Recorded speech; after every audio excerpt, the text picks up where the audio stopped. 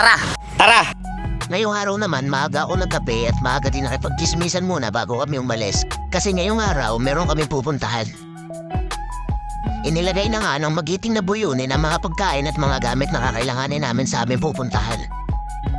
Dahil ngayong araw, samahan niyo kami na pumunta sa Sampaga para kumuha ng mga puno ng saging na itatanim namin sa Bilogo.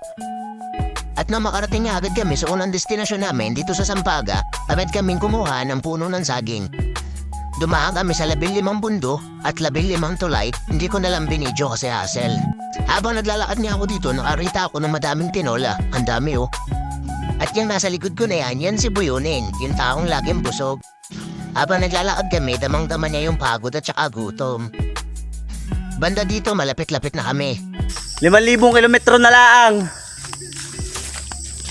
At nung makarating kami sa destinasyon kung saan kukuha ng puno ng saging, agad na akong kumuha ng mga kukunin namin para maitanim na agad namin ito sa Bilogo. Ang kukunin niya pala namin dito dapat ay 3 lakatan at saka 2 sabalang. Pero nung makakuha na ako, hindi ko na alam kung ano yung bit-bit ko. Malalaman na lang namin kung ano yung tinanim namin pag bumunga na. At dahil nga nakakuha na kami, naglakad na uli kami pabalik at dadaan kami sa 15 bundok. Pero 3 ilog na lang kasi mag-shortcut kami. At dahil nga malaki nilakad namin, nauhaw ako kaya naisipan namin kumuha ng buko. Ang damot-damot ang puno na to, hindi magbigay sa panungkit ang gusto pa aakyatin. Kaya inakad ko na agad para makakuha at makapunta na agad kami sa Bilogo. Bumawas na din pala ako dito ng ilang panggata, kahit ilang peraso lang siguro pwede na. Kaya bomba na din agad ako at tinuloy na namin ang biyahe namin papunta sa Bilogo. Mahaba-haba pa pala ang dadaanan namin dito. Dadaan pa kami ng Cubao, ng SLEX, tsaka ng NLEX. Dadaan na din kami dito ng Taco Avenue. Nag-shortcut na nga kami dito sa Cavite tapos ang tagos nito, Laguna. Kaya medyo malapit-lapit na kami papunta sa Taysan. Taysan, bayan kong mahal ang bigas. At nung makarating na kami sa bayan ng Taysan, dumaan pa nga pala kami dito sa planta sa paggawa ng halaman, Batangas Plant. Konting kembot na lang, andun na kami sa lupa ng ate. Kaya nung makarating kami, ginawang ko lang ng konting montage yung aming Mustang.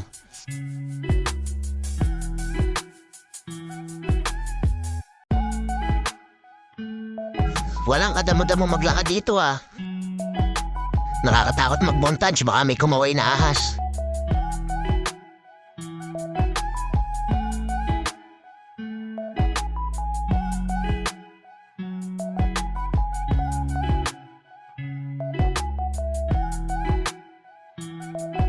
At pagkarating agad namin sa lupa ng ate, bumaba agad kami sa tabing ilog para kumain muna.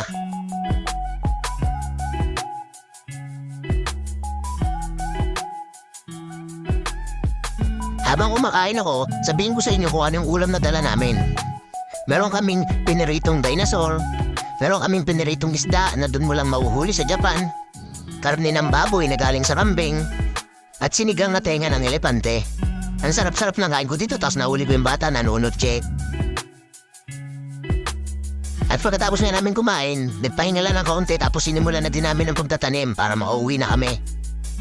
4 na peraso lang pala ito madala namin. Sana bumunga agad para malaman namin kung alin ang saba.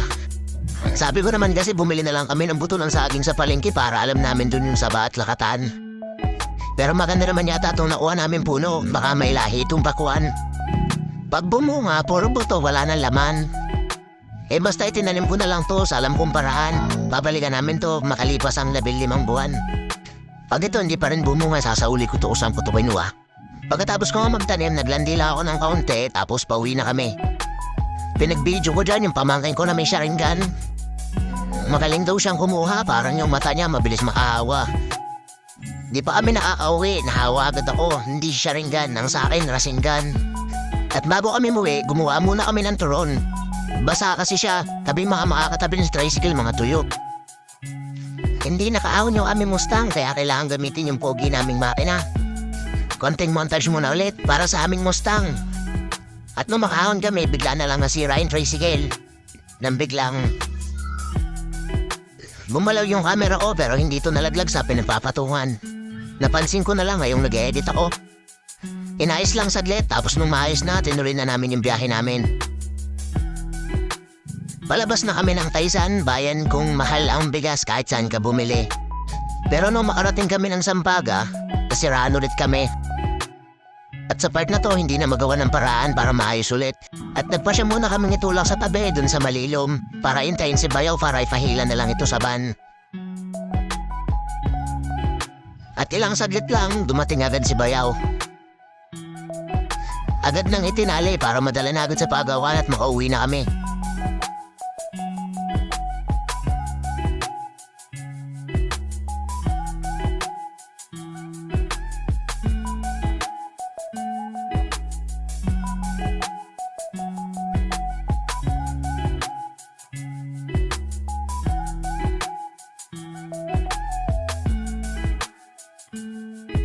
Mahaba-habang hilahan ang nangyari dito. At sa ibang point of view, ganyan ako mag-video.